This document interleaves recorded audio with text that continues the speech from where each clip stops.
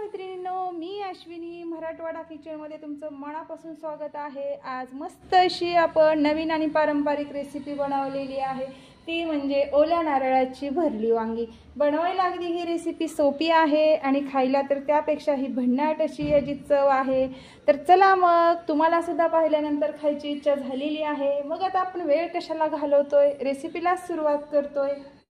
त्यात अगोदर इथे आपल्याला वांगी घ्यायची आहेत। तर बघा, भरली वांगी बनवण्यासाठी अगदी गावरान पद्धतीची आणि काटेरी वांगी निवडायची, म्हणजे भाजी मस्त अतिशय टेस्टी लागते खाण्यासाठी। तर आता हे वांगे आपल्याला काय करायचे आहेत, चिरून घ्यायचे आहेत। या पद्धतीने इथे आपल्याला याचे सगळ्यात अगोदर काटे काढून घ्यायचे आहेत आणि नंतर या पद्धतीने आपल्याला 4 पीसेसमध्ये हे वांग आपल्याला कापून घ्यायचं आहे, कट करून। इथे बघा, मी दाखवल्याप्रमाणे या पद्धतीने आपल्याला इथे कट करून घ्यायचं आहे। तर याच पद्धतीने आता सगळे वांगे आपण कापून घेणार आहोत। आता इथे पहा, पूर्ण आपण हे वांगे या पद्धतीने चिरून घेतलेले आहेत। तर मैत्रिणींनो, कोणतीही भाजी चिरत असताना सुरुवातीला ती चिरण्याच्या अगोदर धुवून घ्यायचे। तर इथे आपण वांगे धुवूनच चिरलेले आहेत। तर आता आपण जो मसाला बनवणार आहोत तो तयार करण्यासाठी आपल्याला वेळ लागेल आणि तोपर्यंत आपले वांगे आपण असेच ठेवले तर काळे पडतील। त्यासाठी काय करायचं, एक बाउल घ्यायचा आणि त्यामध्ये पाणी टाकून हे वांगे पाण्यात ठेवायचे, म्हणजे आहे तसाच फार काळ्याचा जो हिरवा कलर आहे तो तसाच ताजा तवाना भरपूर काळ टिकून राहतो, अजिबात काळे पडत नाहीत। आता इथे वाटण बनवण्यासाठी मी छोटा एक मिक्सरचा जार घेतलेला आहे आणि त्यामध्ये टाकते ओल्या नारळाच्या खोबऱ्याची अर्धी वाटी काप। ओल्या नारळाच्या खोबऱ्याची जर तुम्ही म्हणजे भरली वांगी बनवली तर अतिशय मस्त अशी गावरान पद्धतीची टेस्टी याची अस्सल चवीची लागते। त्यामुळे नक्की एकदा आपल्या मराठवाडा किचनच्या पद्धतीने ओल्या नारळाची भरली वांगी करून बघा, खूप छान लागतात खाण्यासाठी। आता यामध्येच टाकून घेतोय आपण अर्धी वाटी जाडसर अशी काप बनवून घेतलेला टोमॅटो। त्यामध्येच टाकून घ्यायचे आहेत भाजलेले 2 चमचे तीळ आणि भरपूर असा 20-25 पाकळ्या आपण लसूण यामध्ये टाकून घेतोय। ज्या आपल्या मराठवाड्यामधल्या अतिशय कमी साहित्यात, कमी वेळात आणि ज्या घरगुती साहित्यात बनणारे पदार्थ असते ते अगदी अस्सल चवीचे असतात। त्यामध्ये टाकून घेतोय भरपूर असा कढीपत्ता आणि नेहमी कुठल्याही तुम्ही जे वाटण बनवत असाल त्यामध्ये काय करायचं, देठासहितच कोथिंबीर वापरायची। तर इथे आपण देठासहितच कोथिंबीर वापरलेली आहे। आता हे वाटण आपल्याला अगदी बारीक आणि पातळसर थोडं बनवून घ्यायचं आहे। त्यामध्ये एक छोटी वाटी मी पाणी ॲड केलेलं आहे।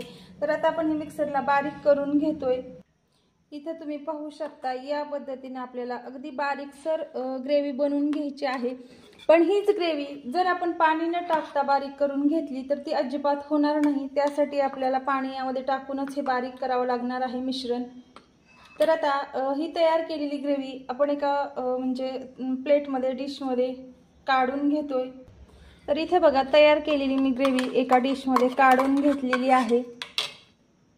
आता यामध्ये आपल्याला टाकून घ्यायची आहे जाडसर अशी शेंगदाण्याची भरड। तर इथे बघा, मी जाडसर अशी 1-2 चमचे शेंगदाण्याची भरड घातलेली आहे। आता जो आपण पदार्थ बनवतोय त्याचं नावच आहे मसाला वांगी, त्यामुळे मसाले तर यामध्ये येणारच। आता त्यामध्ये पाव चमचा टाकून घेतोय सुहाना भाजीचा मसाला। यामध्ये टाकून घेतलेली आहे पाव चमचा हळद, पाव चमचा टाकून घेतलेली आहे लाल मिरची पावडर आणि 1 चमचा आपण टाकून घेतोय रेग्युलर भाज्याचा आपला काळा मसाला। त्यामध्येच टाकून घेतोय आपण घरगुती केलेली धना पावडर। चवीनुसार यामध्ये टाकून घेतोय मीठ। आता मसाले कसे तुमच्या म्हणजे तुम्हाला तिखट कितपत आवडत आहे, सपक, यानुसार तुम्ही मसाले कोणत्याही भाजीमध्ये ॲड करू शकता। तर आता पूर्ण आपल्याला हे सगळं व्यवस्थित म्हणजे हाताने एकजीव करून घ्यायचं आहे, कारण चमचा जर आपण जर इथे वापरला तर ते पूर्ण एकजीव व्यवस्थित होणार नाही।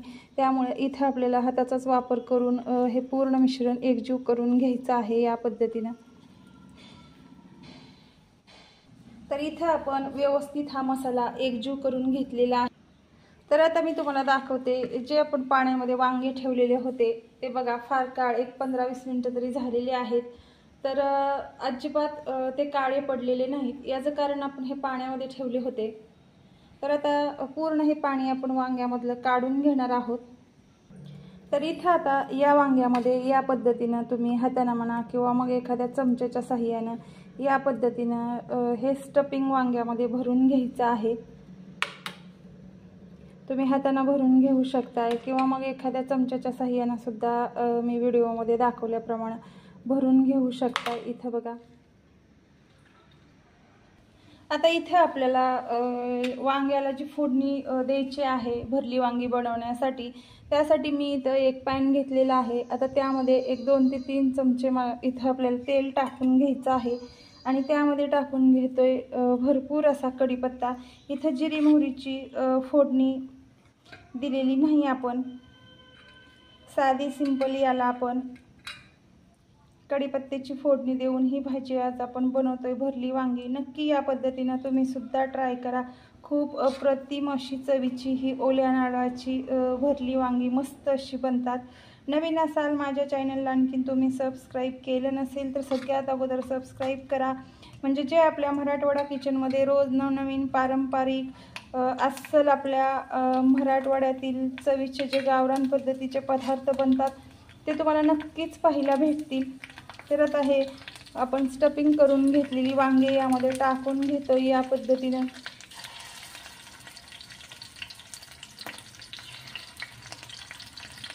आता या पद्धतीने आपण पूर्ण स्टफिंग यामध्ये भरून घेतलेलं आहे। आता काय करायचं आहे, हे शिल्लक राहिलेलं सुद्धा म्हणजे जो मसाला आहे तो आपल्याला पूर्ण यामध्ये टाकून घ्यायचा आहे। आता त्या शिल्लक राहिलेल्या मसाल्यामध्ये मी एक जास्तीचं वांगे घेऊन त्याचं काय केलेलं आहे 4 पीसेसमध्ये कट करून नंतर त्या मसाल्यामध्ये लावून व्यवस्थित आता यामध्ये टाकून घेतलेलं आहे या पद्धतीने।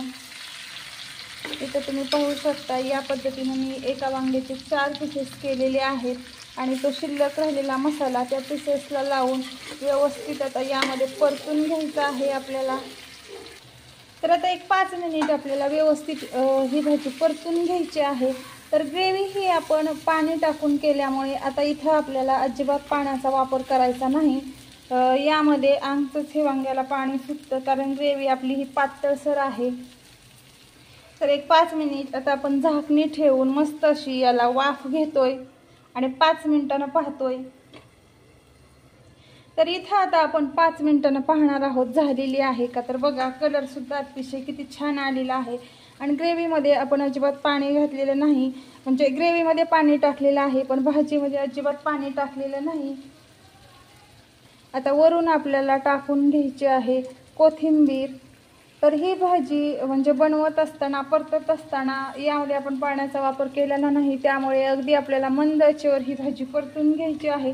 मैत्रिणींनो, नेहमी भाजीच्या शेवटी जर तुम्ही कोथिंबीर भाजीमध्ये घालत असाल तर गॅस बंद करायचा आणि परत एकदा मस्त अशी गॅस बंद करून त्या फ्राय भाजीला वाफ घ्यायची, म्हणजे भाजी अतिशय खायला मस्त लागते आणि जो कोथिंबीरीचा फ्लेवर असतो तो पूर्ण त्या भाजीमध्ये उतरतो आणि हिरवागार जसा आहे तसा कलर सुद्धा फार काळ त्याचा टिकून राहतो। तर इथे बघा आता 5 मिनिटांना आपण पाहतोय तर कोथिंबीर सुद्धा अतिशय मस्त अशी भाजीवरती दिसते।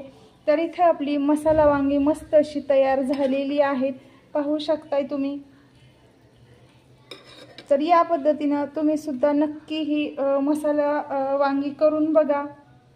तर इथे पाहू शकता एका डिशमध्ये ही तयार झालेली आपली मसाला वांगी ओल्या नारळाची मी काढून घेतलेली आहे एका डिशमध्ये। तर कशी वाटली तुम्हाला ही भाजी ते मला नक्की कमेंट करून सांगा आणि तुम्ही सुद्धा या पद्धतीने ही ओल्या नारळाची वांग्याची भरली वांगी करून बघा। खूप छान मस्त अप्रतिम टेस्टी बनतात। तर लाईक करा, जास्तीत जास्त शेअर करा, सबस्क्राईब केलं नसेल तर मैत्रिणींनो सबस्क्राईब करा।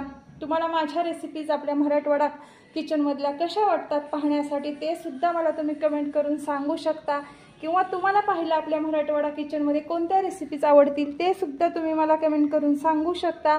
तर चला मैत्रिणींनो, भेटू आपण उद्या 1 वाजता अशी छान नवनवीन आणि पारंपरिक काहीतरी आगळी वेगळी रेसिपी घेऊन।